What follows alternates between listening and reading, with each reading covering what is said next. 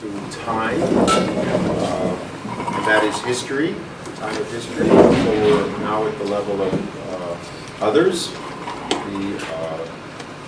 the ilaity, justice, which is the goal of history, the future of history. So we distinguish at the level of others is where the coagulation occurs. This is where the said arises. There's a moment when I talk about language. I'm just looking at language, then the body, and then I'm done. So at the level of time understood as historical time, you have what Levinas calls holy history. That would be the inner sense of history that is not visible, the kindnesses that occurred that are not recorded. Even if they are recorded, they can't be recorded. It doesn't even matter that you record them. But the more important point is, from Levinas's point of view, is that we are not judged by history, so that judgment is not a matter of victory, or the winners, or triumph. That's part of recorded history. We are those beings that judge history, because we are morally based beings. So we always retain the distance from historiography, from the account of survivors, to judge that history. Now, it may be a voice in the wilderness, it may be a voice unheard for centuries, or it may be a resounding, welcome voice. But history loses all sense if it doesn't submit to the judgment of moral individuals. This would be Levinas's view. They burst through that Hegelian picture of history, Marxian picture of history as determining us. And this is one of Levinas's disagreements, say, with Lukács. So let me go on to language and the body. Let's start with the body. So the same vocabulary will be put over the structure now of what is really ethics. It has a temporal structure, it has a physical structure. All these things are simultaneous. What is the other from the point of view of the body? The mortal being. The mortal, being toward mortality. And mortality means suffering, needs. This is where death comes in. The other is a being that's dying, that is lives between health and sickness, we said. But from a moral point of view, that comes as an obligation to alleviate the suffering of the other. So in my body, in my instant that can be self-presence, because the other comes to me with obligations before I have agreed to them, before I've contracted them, it comes to me, and we've already used this image, Levinas has used it all the time, trauma. I am traumatized by the other, because I am now hit, as it were, shocked, disturbed, bothered by the other before I had a chance to regain myself. It's not as if I had regained myself and gathered myself together and then I was hit by the other. I am always already in my very self-sensing traumatized by the other. Now, having set up the structure of self-sensing, the trauma can never evaporate me. It will never destroy me. But I am traumatized in the sense that my responsibility to the other, I can't get out of my own skin. That is, no matter how much I go toward the other and give to the other, and Levinas goes to the point, that metaphor of turning your skin inside out, right?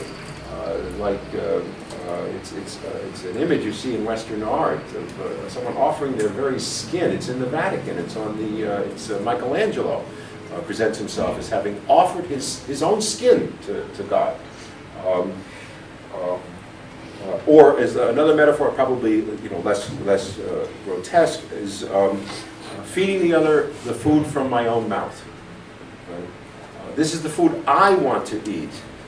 I am hungry for this food, but I give it to the other. And again, Lingus has some very beautiful stories that are very moving on precisely this point.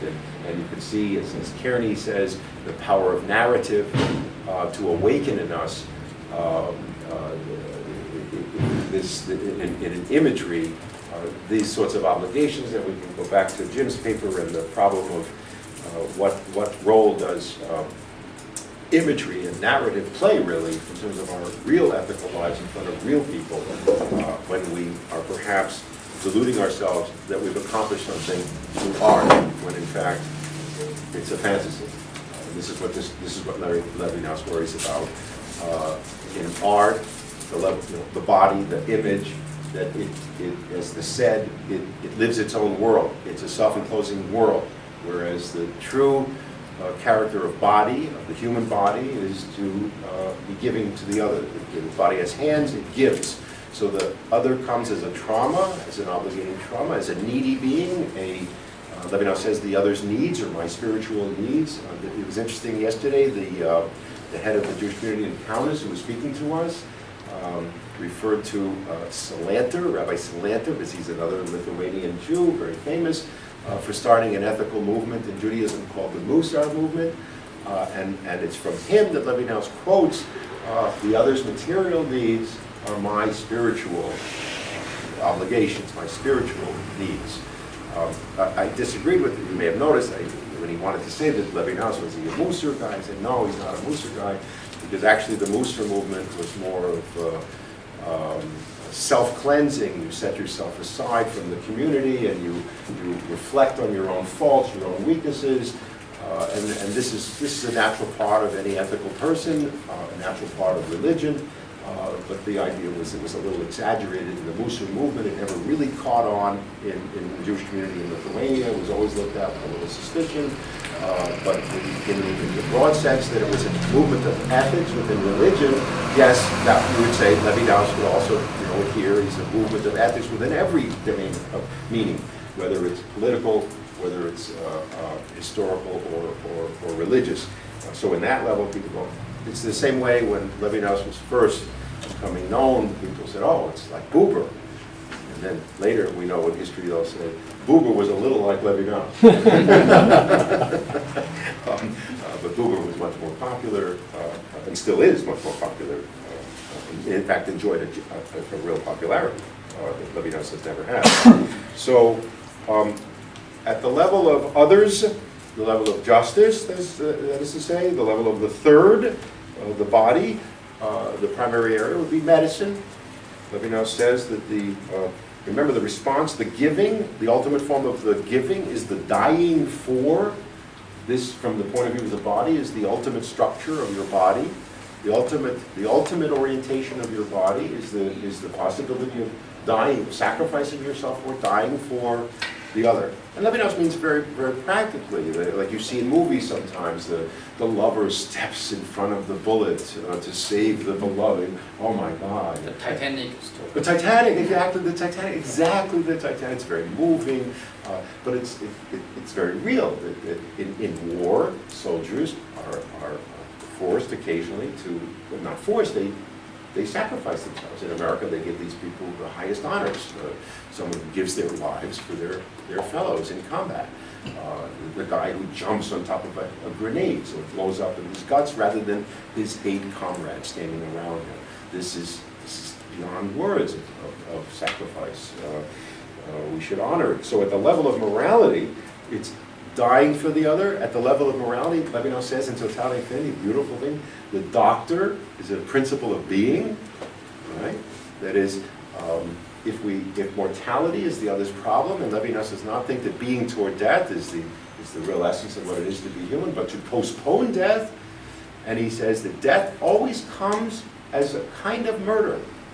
Fascinating idea. The idea is that if you live a little longer, maybe they'll find a cure. Live another 10 days, maybe they'll find a cure. And it's possible. So why give up when you have another 10 days? Now we all know suffering can be so great that we want to cash out, and I'm not going to be the person arguing against that. It's a very deep personal decision. But the Levinasian view is you can always help. You can just be there holding hands. Just to be in the presence. I don't know if you've ever experienced this situation, but just to be there is something real, very important. So at the level of the said, of objectivity, of justice, we're talking about medicine in terms of the body, and we're talking about physiology, biology, physics, right? So that we can understand the material world, we can understand the body, so that we can provide material help for people. We also mean technology. Absolutely in the face of Heidegger.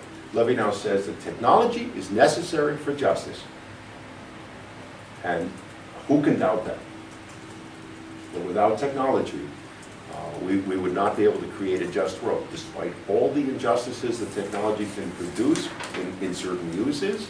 On the other hand, the reverse side of that coin is all the technology, we wouldn't be able to gather together without a room, without transportation. Look at the technology we needed so that we could come together and talk to each other. It would not be possible to do this. So that's what I wanted to say about the level of the body. Let me speak briefly about language, and then I'll just open the whole thing up, because then you've heard this is the whole thing, although I will still talk tomorrow somehow. Talking never ends. At the level of language, you will find the vocabulary of the saying and the said. Right? This is already starting and being in time. It's all through, otherwise than being beyond essence. The other is the trace of a saying that is in the said that I hear. I'm always hearing the said. There is a trace of the other saying of the said. And what is the other saying of the said? Well, I know it from my own saying, right? My own saying, this is the dialect, this is the role of sincerity, right? So that Levinas will argue that the distinction between sincerity and lying underlies the distinction of appearance and phenomena, appearance and reality. Philosophy thought that it began in the distinction of appearance and reality, but the distinction of appearance and reality begins in the distinction of sincerity and lying. And we heard this from Cindy, really, about the phenomenality of being comes with the property. And property is the first sense that a thing has. And therefore it is open to the other. It has a sense in the face of the other. Now that sense, in terms of saying, is a sense that is sincere or insincere. It's truth-telling, or it's a lie, or an attempt to tell the truth and getting it wrong. So the saying, we see the trace of the saying, and I understand saying. My saying, I have to always re-say it. I have to unsay it, because I have to attend to my saying. This is Plato's Phaedrus. But writing as said, said is you could use the word interchangeably with writing, because it's always too late for the saying of what it's. The saying is always gone already. I've always missed it. Right? I'm trying to get a glimpse of it. I'm trying to be in contact with it, but it's gone. I'm just getting traces of it. So we have this saying and sincerity, unsaying, resaying, attending, allowing to say. The first word of discourse is not a word in discourse. It's simply listen. The face of the other, from a linguistic point of view, is the word. It's not a word. It's listen to me. Hear me. That's what the face is. The linguistic, hear me. Hear me out. Ethically, that would be to don't murder me. Don't allow me to speak. Or let me say my say. At the level of the others, this is where we get truth, falsehood in the strict sense, knowledge, when we are concerned for others, concerned for justice, where we treat the unequal as equal. That's what we mean by objectivity, science. So at the level of language, it's a very important level, but science, knowledge, wisdom in the sense of knowledge is grounded in wisdom in the sense of love. Using the word love the way Levinas does here. He shies away from words that are overdetermined, or he tries to redetermine them, but love is probably, it's lost, it's hopeless. And same with the word God. Levinas avoids the word God because it's pretty much used up, and it's only going to rile people up. And he generally avoids the word love for the same reason, but he will say that philosophy, instead of being the love of wisdom, is the wisdom of love.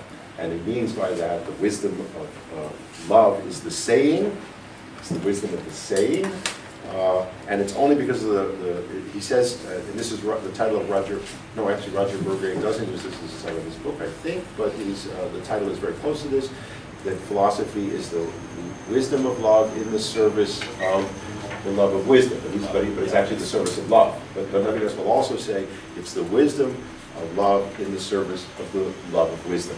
Or no, I'm sorry, the love of wisdom in the service of the wisdom of love. I mean, What? the love actually comes first. Love comes before first. the wisdom, the philosophy. Levinas says this. Yeah. That's philosophy is the love of wisdom in the service of the wisdom of love. So philosophy come after. Right. And actually, tomorrow I'm going to talk about this. The inability to stop talking. I will talk about philosophy. And tomorrow we'll talk about philosophy. So that's what I have to say. And I think this helps us, I hope it helps us, sort out what often seems like he's just piling on words. He's not just piling on words. The language of trauma is different from the language of saying, which is different from the language of obligation. But no matter how many layers we put, none of them make sense unless the language of ethics is the root language. Otherwise it collapses into objectivity and self-presence. The said collapses. So Levinas' whole point is that nothing can keep these structures open other than the saying. Whereas the philosophies that he's arguing against are saying, no, history can keep these things open, or being can keep these things open. Right? We know the various things that other philosophers, will to power can keep this open. We know the various things that other philosophers, delirium, and Levinas is saying, no, the only thing that will keep this open in absolute alterity will be ethical obligation, moral obligation, that we're obligated. Everything else will collapse on itself, become a sphere of imminence. To be celebrated in such people as Nietzsche and Deleuze, or to be kept awake by philosophers such as that gadfly Socrates or Levinas. Right? And then we'll see tomorrow for Levinas the great moments of philosophy, those moments of bursting of transcendence. So that's what I wanted to say. There it is. so jump on it.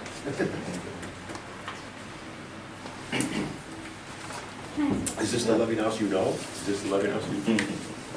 Yeah. I just have a question about what you're talking about with language. So can you explain a little bit more about what you mean by the other is a trace of saying Yes. in my said, but is repeating the same? The other is the trace of saying, because the saying appears in the listen, which is not a word, it's not said. Mm-hmm. It's in my responsiveness, my responsibility to the other as responsiveness to attend to the sincerity of what they're saying. Not in other words, not to objectify the other, not to treat the other as anything other than other, not to know beforehand what the other is going to say, to respect what Kant called the dignity of the other. But what Levinas hopefully has laid out in a more phenomenologically graphic way, having laid out the structure of self-sensing and et cetera, time. I often find reading Levinas, I'm not always sure whose saying he's talking about, because the saying seems to be the saying of the other. But it's also my own saying. When he's talking about re-saying, unsaying, it's my own saying. Is it your obligation too? Yeah. Is it being repeated? So when it's like if you go to the diachronous structure, the other is a saying, and I'm attending to the attendance of the other to their saying, rather than just the said. Because it's easy, particularly philosophers are trained to do this, analytic ones are, to trip people up. Oh, you said this, or Levinas said this. And I'm thinking, okay, let's look at it. Maybe it forces us to change our minds. Maybe it really is something that we've gotten wrong. On the other hand, I think, oh, you're taking this out of context. Or, oh, this, you have to look at it because this is what we, so that when I said earlier that you could finally say what Sartre would have said about a topic that he never dealt with. In a sense, because you captured something about his saying, not just the said. And then you could say, what would Levinas have said about this? It's because you've captured that, what Merleau-Ponty called the style of his thought. It's interesting. What? I was going to say, it's an interesting thing about the body that Merleau-Ponty notices that is fascinating. You show your students this. When you sign a document with your signature, with your fingers on your hand, if you go to the blackboard and use your arm and sign, it's the exact same signature. That's right. It's the same signature. So that style is in your body, right? And that kind of style, it's not a style. This is where Levinas disagrees with Levinas. It's not a style in Levinas. It's an ethical alertness. It's an attentiveness. It's a good faith approach to the other. I want to know what you're saying. I'm not going to trip you up on, oh, you used the wrong word, or because they can say, I'll take the word back, right? And that's good too. You say, is that the word you really wanted? No, I didn't. I'm sorry. I apologize. I used this word. I meant that word. Is a phenomenon of signing something, some documents is a great rudiment, great archaical trace of paganism, of course, when you put your body into something. Oh, the Kunapart, the trace of paganism? Oh. Of course. But I would like to ask you, what is essential, the difference between saying and the said? Because in my view, it's one of the most extreme topics. Mm-hmm. And I compare myself this difference to another distinction, to telltale distinction between text as continuity and the work, Louvre, as something completed. So what is the essential difference between saying and the said? I remember asking an Italian artist how he knew that he was done with a painting. And he just brushed this aside. Like, this is, he's heard this question 100,000 times, and there's no way of answering it. Because he was rejecting the Aristotelian idea that it's complete, that there's a completeness to it, that nothing could be added or nothing could be subtracted. And I think for Levinas, that sense of an oeuvre that's complete is the said, it's a coagulation. Ultimately, we're never done the same. The said is never finally said. Now, there are different types of language, so that there are, on the one side, there's mathematical language, which probably is the closest to a said, that is legitimately a said, right? Despite, what's that theorem that says you can't suck the axioms into the thing. Gödel's theorem, right? Despite Gödel's theorem, it's as self-contained as language can be. And then there are other languages that are not self-contained. Language of love is not self-contained. Language of affection, language of well. What is the difference between saying and the said more temporal one? Does it... No, in fact, tomorrow I will talk about this. What is essential? It's this whole thing the structuralists latched onto, that Derrida latched onto. It's the differential system of signs. The said is a differential system of signs. And it's to say that...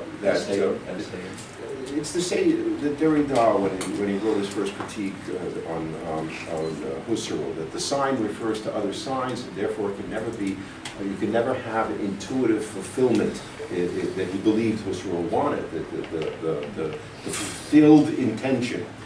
Actually, if you read Husserl, Husserl's not looking for that. Husserl's perfectly aware that signs unfold over time. But anyway, it's that structural belief that the sense of a sign comes only from, it's different from other signs.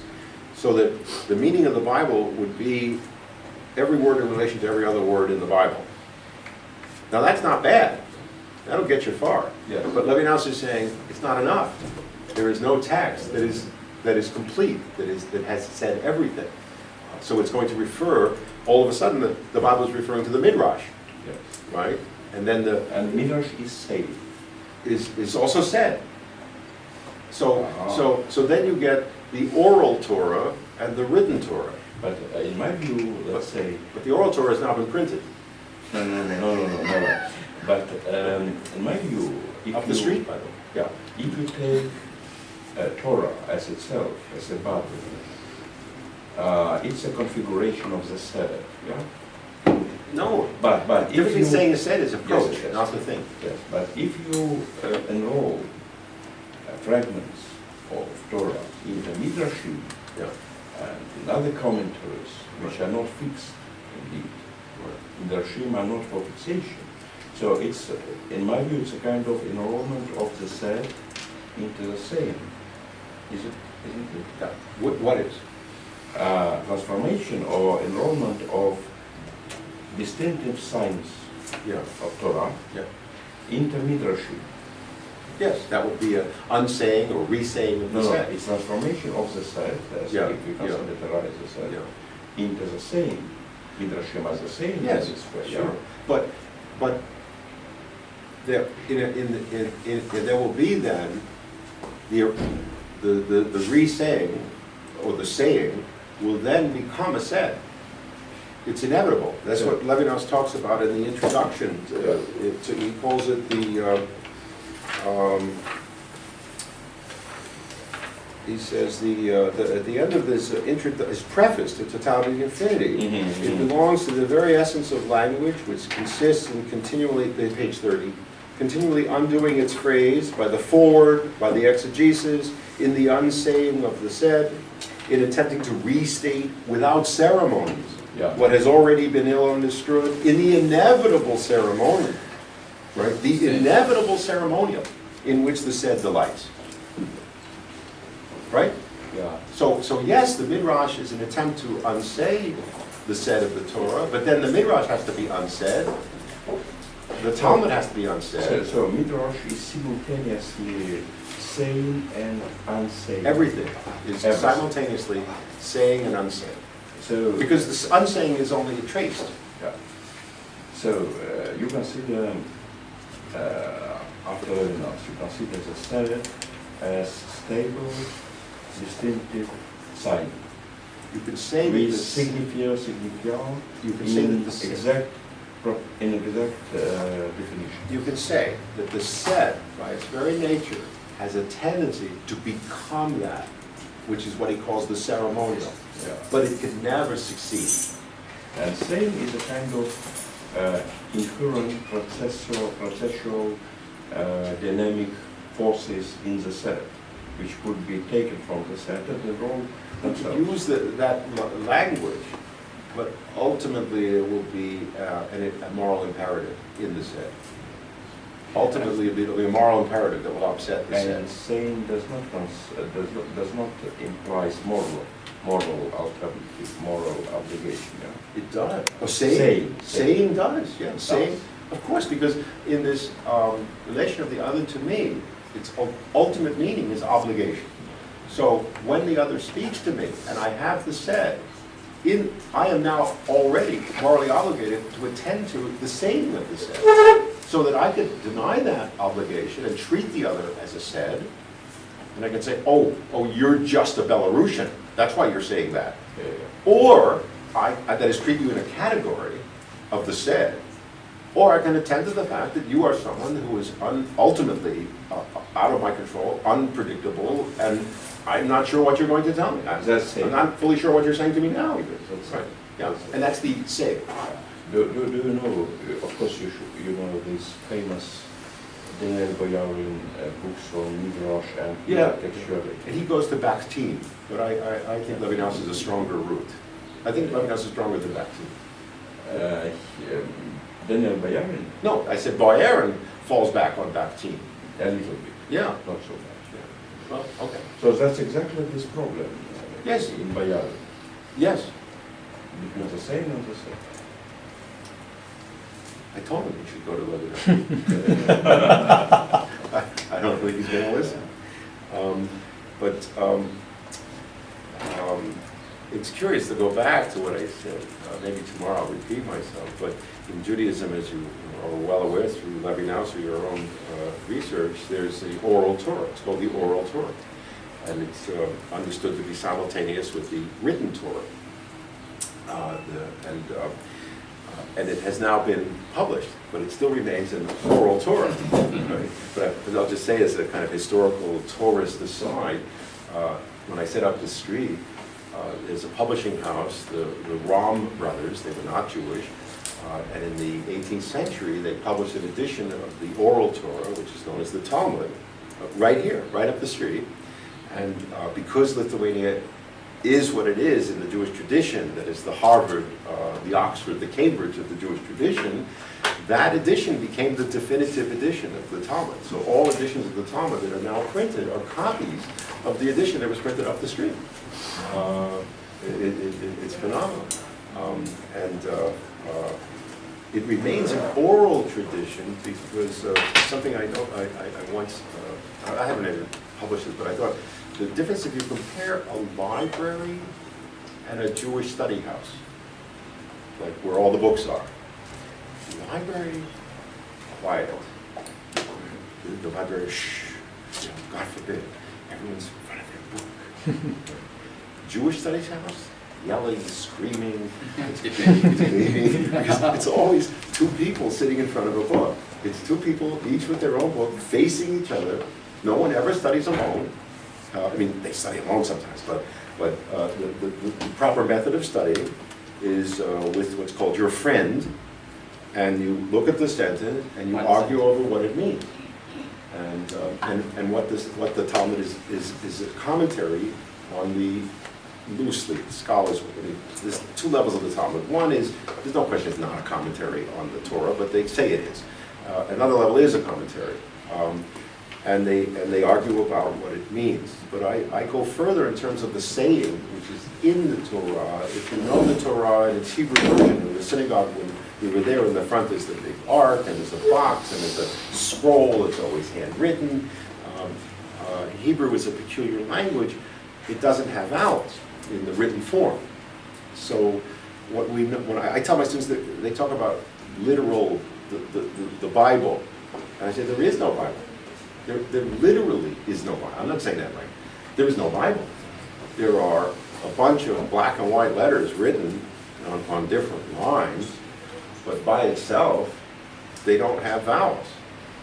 So I say to the students, if I said to you the letter C and the letter T, what word am I referring to?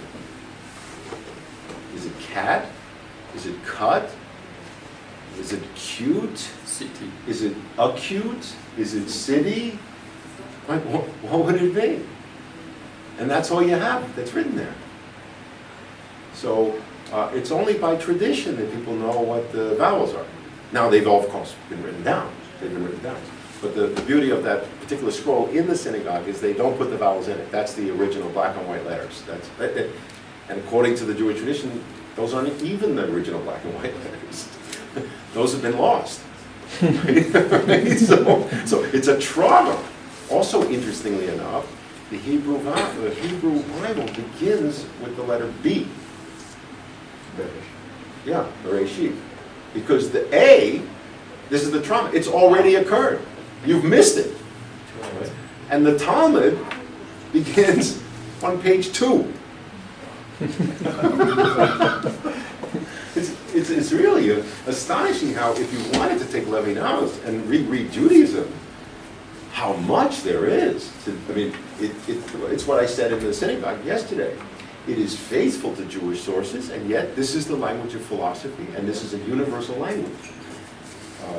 But he will be just as much appreciated within the sanctuary and the halls of Judaism as he will, hopefully, in China. Right?